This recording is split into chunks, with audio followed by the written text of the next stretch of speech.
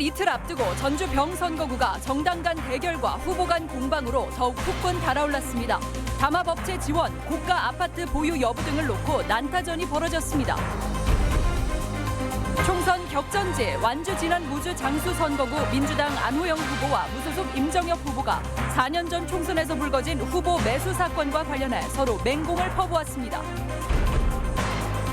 전주시가 재난기본소득을 선불카드로 발행했는데 온라인에서 불법 거래 행위가 발생해 관리 감독이 필요하다는 지적입니다. 안녕하십니까. 전주 MBC 뉴스데스크입니다. 총선을 이틀 남겨두고 정동영, 김성주 두 후보가 4년 만에 재대결을 펼치는 전주 병선거구에 민생당과 민주당의 지원 유세가 집중됐습니다. 나머지 정당들도 막바지 표심 잡기에 분주한 하루를 보냈습니다. 강동엽 기자입니다. 손학규 민생당 상임선대위원장이 전북 출신 비례대표들과 전주를 찾았습니다. 연일 공세 수위를 높여가는 정동영 후보를 지원하기 위해서인데 손 위원장은 문재인 정부를 위해서라도 민주당의 몰표는 안 된다고 밝혔습니다. 끝없이 이 나라 정치를 개혁하고 혁신하고자 앞장섰던 분이 바로 여러분의 전주의 아들, 전북의 아들 정동영이 아닙니까? 민주당 역시 같은 장소에서 맞불을 놨습니다. 도내 지역구 후보들이 모인 가운데 김성주 후보만이 문재인 대통령과 함께 전북 발전을 이룰 적임자라며 힘을 실었습니다. 김성주 똘똘 뭉쳐서 일을 했을 때만이 국제금융도시, 제3금융도시 만들 수 있는 것입니다. 시민 여러분. 이 같은 양당의 지원 유세는 후보 간 신경전 탓인데 정동영 후보는 김성주 후보의 재산 신고 누락에 대한 공세를 이어갔고 좀 깨끗한 후보였으면 좋겠습니다. 공직을 이용해서 사익을 탐하지 않은 그런 후보였으면 좋겠습니다. 김 후보는 정 후보의 서울 아파트 보유가 더 문제라고 맞받아쳤습니다. 한쪽은 실수, 한쪽은 고의적인 축소. 누가 진짜 범죄입니까? 막바지 표심 잡기에 나선 미래통합당은 정당 간 균형을 위해 민주당의 독식을 막아달라며 부지런히 표밭을 다졌습니다. 또 정의당과 민중당 등 소수 정당과 무소속 후보들도 시민과 소상공인들을 만나며 농촌과 지역 경제를 위한 의미 있는 투표를 당부했습니다. MBC 뉴스 강동엽입니다. 선거판이 이토록 과열되고 있는데 도내 한 정당 후보들이 오늘 선관위를 단체로 항의 방문하는 일이 있었습니다. 선거와 관련해 이의 신청을 했는데 선관위가 제때 처리하지 못해 선거에 영향을 미치고 있다고 주장했습니다. 시청자 여러분께서는 어떻게 보시는지요? 조수영 기자의 취재 내용 보시겠습니다.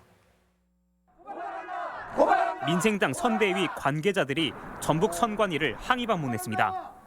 선관위가 경쟁 후보의 재산 신고 누락 사실을 지난 주말에 알려 늑장 대응을 했다는 겁니다.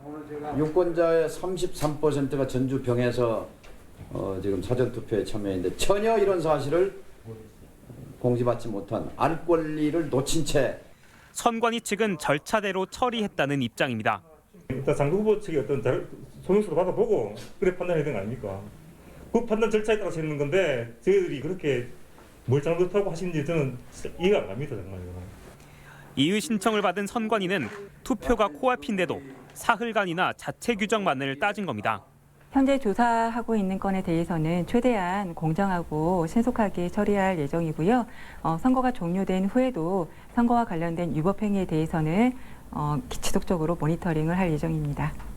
지난 20대 총선과 비교해 같은 기간 선관위의 선거사범 적발 건수는 50% 가까이 줄었습니다. 선관위가 이번 총선에서 적발한 선거법 위반 사례는 37건. 이 중 13건을 고발 조치했지만 경찰 역시 수사에 속도를 내는 건 아닙니다. 지난 2주간 선거사범 단속 건수가 배 가까이 늘 만큼 막판 혼탁이 극심한데 같은 기간 경찰이 조사를 끝내고 검찰에 송치한 사건은 고작 한 건뿐입니다. 선관위나 경찰이 매번 피의 사실 공표 금지 원칙을 엄격하게 적용해 누가 어떻게 적발됐는지도 알 길이 없습니다. 결국 선거사범을 가려낼 기관들이 각자 원리 원칙만을 고집하다 깜깜이 선거를 조장하는 건 아닌지 따져볼 문제입니다. MBC 뉴스 조수영입니다.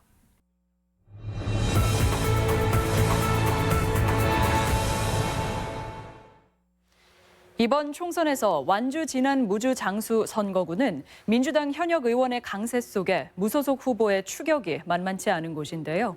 안호영 후보 측근 재판과 관련한 녹취록이 나오면서 선거는 물론 향후 재판에 미칠 영향이 관심입니다. 김아연 기자입니다. 민주당 안호영 의원의 친형 등 선거 관계자 3명은 지난 총선을 앞두고 상대 후보 조직에 거액을 건넨 혐의로 1심 재판을 받고 있습니다. 무소속 임정엽 후보는 안 의원의 최측근이자 이 사건의 피고인인 비서관 A씨가 지인과 나눈 통화 녹취록을 공개했는데 대신 재판을 받는다는 등 안 의원과의 관련성을 암시하는 듯한 내용입니다. 임정엽 후보는 또 재판부와 형량을 사전 조율한 듯한 정황도 있다며 재수사를 촉구했습니다. 검찰은 철저한 재수사를 통해 안 후보의 죄상과 사건의 진실을 규명하고 안호영 후보는 해당 비서관에게 확인한 결과 자신의 과시욕 때문에 정확한 전후 사정 파악 없이 얘기한 것이라며 관련성을 일축했습니다. 또 상대 후보를 매수했다는 것 자체가 허위 사실이라고 맞받았습니다. 저희 형민과 관련된 사건을 거론하면서 상대 후보 매수를 운운하고 있습니다. 이것은 명백히 저의 낙선을 목적으로 한 허위사실 유포입니다. 완주 진안 무주 장수는 두 차례에 걸친 전주 MBC 여론조사에서 안호영 후보의 강세 속에서도 격차가 줄어드는 양상입니다. 안호영 후보는 판세에 굳히기를, 임정엽 후보는 막판 뒤집기를 자신하고 있습니다. 집권 여당의 재선 의원이 가서 문재인 정부의 성공을 위해서 또 우리 지역 발전을 위해서 뒷받침해야 된다고 봅니다. 약속 잘 지키고 일 잘하는 사람을 뽑자는 주민들의 열망이 이루어져서 완주와 무진장에 변화가 올 수 있을 것 같습니다. 재선을 노리는 집권 여당 후보와 추격에 나선 무소속 후보의 대결이 어떤 결과로 이어질지 유권자들의 선택에 관심이 쏠리고 있습니다. MBC 뉴스 김아연입니다. 총선 못지않게 진안 군수 재선거에 관심도 높습니다. 최근 실시한 여론조사에서는 더불어민주당 전춘성 후보와 무소속 단일 후보인 이충국 후보가 오차 범위 내에서 접전을 벌이는 양상인데요. 한범수 기자가 취재했습니다. 풍부한 행정 경험을 앞세운 더불어민주당 전춘성 후보가 막바지 유세에 나섰습니다. 읍내 진출입로에서 운전자들에게 지지를 호소하고 이어서 영농 준비로 분주한 주민들에게도 소중한 한 표를 당부했습니다. 행정의 적임자, 행정의 달인 전춘성이 꼭 군수가 돼야 우리 진안군의 안정을 찾을 수가 있습니다. 코로나19 사태를 극복하기 위한 기본소득 20만 원을 약속했고 상가 임대료도 10만 원씩 지원해주겠다고 공약했습니다. 면 단위로 주로 유세 활동을 인사를 드리러 다녔습니다. 근데 오늘 오후부터 유권자가 제일 많이 계시는 진안읍을 집중적으로 공략하려고. 무소속 단일 후보로 나선 이충국 후보는 진안 읍내를 공략했습니다. 세습 행정을 끊겠다는 이 후보는 단일화 이후 바닥 민심이 호의적이라며 승리를 자신했습니다. 대놓고 행정 권력을 세습하려 하고 있습니다, 여러분. 국민 여러분, 이대로 두고 보시겠습니까? 당선되면 자신의 급여는 코로나 사태로 어려움에 처한 소상인들에게 기부하겠다고 약속했습니다. 저희들이 승기는 잡았습니다. 계속 이틀 동안 잘 유지해서 우리 국민들의 염원인 이번에는 꼭 바꿔서. 전주 MBC가 실시한 두 차례 여론조사에서 전춘성 후보와 이충국 후보의 지지율은 무소속 단일화가 이뤄진 뒤 오차 범위 내인 7.7%포인트까지 좁혀져 경쟁이 치열한 상황입니다. 전임 군수의 자녀 임기를 안정적으로 마무리하겠다는 전춘성 후보와 흐트러진 공직사회의 기강을 바로잡겠다는 이충국 후보. 지난 국민들의 마음을 움직인 인물이 누구인지 재선거 결과에 관심이 쏠리고 있습니다. MBC 뉴스 한범수입니다. 민생당 조형철 후보는 도의회를 찾아 대부분 문제가 있는 후보들을 민주당이 공천한 것은 도민을 무시하는 처사라고 비판했습니다. 민생당과 함께 전라북도에 활력을 불어넣고 반드시 전주와 전북 몫을 챙기겠다며 지지를 호소하고 삭발식도 가졌습니다. 익산 갑 민생당 고상진 후보는 민주당 김수흥 후보가 등록 대상인 태양광 투자 내역을 공개 재산 목록에 포함시키지 않았다고 주장했습니다. 이에 대해 김 후보 측은 태양광 투자는 인사혁신처 등에 확인한 결과 재산 신고 대상이 아니어서 포함시키지 않았다고 해명했습니다. 전북선거관리위원회는 4.15 총선 전날인 내일까지 도내 615개 투표소와 15개 개표소 설치를 모두 마치고 코로나19 사태에 대비해 방역 절차를 진행하겠다고 밝혔습니다. 모레 본 투표에선 사전 투표 때와 마찬가지로 37.5도 이상의 발열 증상이 있으면 출입이 제한되며 마스크와 비닐장갑 착용이 의무화됩니다. 이번엔 앞서 보신 소식입니다. 전주시가 재난기본소득을 선불카드로 발행하면서 온라인에서 불법 거래 행위가 발생하고 있습니다.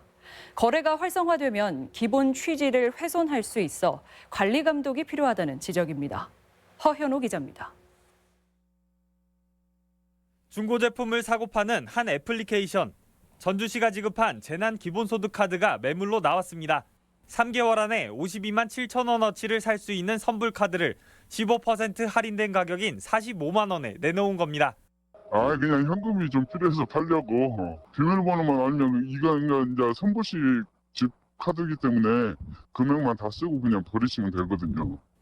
기자가 신분을 밝히자 판매자는 갑자기 게시글을 삭제하고 연락을 끊었습니다. 전주시가 재난기본소득 카드를 지급하는 대상은 비정규직과 실업자 등 5만 명. 사용처는 전주에 사업자 등록을 한 업체들로 제한됐습니다. 코로나19로 생계가 어려워진 저소득층을 지원하는 동시에 지역 내 경제도 살리겠다는 취지입니다. 시민단체들은 재난소득 카드가 이런 식으로 거래되면 저소득층이 봐야 할 혜택의 일부가 보다 여유 있는 현금 보유자들에게 돌아간다고 지적합니다. 그들이 받아야 될 구자금을 부당하게 불법 편취하는 것이고 전주시가 추진하고 있는 목적을 완벽하게 훼손하는 행위가 됩니다. 미처 예상 못한 상황에 전주시는 당혹스러워하면서도 개인 명의 카드를 타인에게 양도하는 건 전자금융거래법 위반이라며 처벌하겠다는 입장입니다. 적금 매체를 양도하는 행위, 이런 행위를 좀 처벌할 수 있는 근거가 있어요. 있고 처벌 조항이 있으니까 이제 고발 조치하겠다. 이와 관련해 최대 중고거래 사이트인 중고나라는 온누리 상품권 등 지역 상품권에 대해서는 8월 말까지 거래를 금지하고 특별 단속하겠다고 밝혔습니다. MBC 뉴스 허연호입니다. 한국외식업중앙회 전북지회는 전라북도의 사회적 거리두기 실천 다짐 결의문을 전달하고 코로나19 조기 종식을 위해 적극 협력하기로 했습니다. 또 전북도청 공무직 노동조합은 코로나19 극복에 써달라며 올해 예정된 사업 계획을 축소해 마련한 성금 300만 원을 기탁했습니다. 코로나로 인한 계약 해지나 위약금 등과 관련한 소비자들의 불만이 많은 것으로 나타났습니다. 한국여성소비자연합 전북지회에 따르면 코로나가 퍼지기 시작한 지난 1월 20일부터 지난달 6일까지 모두 4,547건의 민원이 접수돼 지난해 같은 기간 대비 52% 늘었습니다. 품목별로는 국외 여행 관련 민원이 448건으로 가장 많고 마스크 관련 202건, 예식과 돌잔치 등 행사 관련이 77건이었습니다.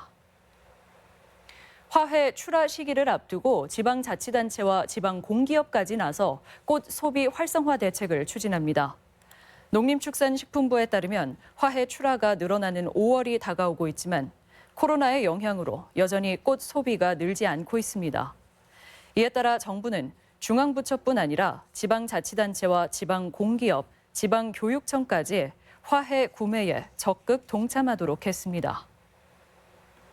방과 후 학교 강사들이 수업 시수를 확보하지 못해 생계를 위협받고 있다며 대책을 촉구했습니다. 방과 후 학교 강사 노조는 오늘 도교육청에서 기자회견을 열고 특수 고용 형태의 신분이어서 코로나 사태로 수업이 없고 수입도 없다며 수업 시수 확보와 소득 절벽 해소 대책을 마련해 줄 것을 주장했습니다. 한편 도교육청은 도내 7천여 방과 후 강사들을 위한 긴급 재난 예산 편성을 전라북도와 협의했으며 오는 20일부터 시군에서 신청을 접수한다고 밝혔습니다. 부안군 의회가 코로나 사태로 인한 고통 분담 차원에서 공무 국외 출장비 등 관련 예산 6,300만 원을 반납하기로 했습니다. 부안군 의회에 따르면 제1회 추가 경정 예산에 의원 공무 국외 출장여비 3천만 원, 의원 공무 국외 출장 수행비 1,200만 원 등을 삭감하기로 했습니다. 전북권 뉴스였습니다.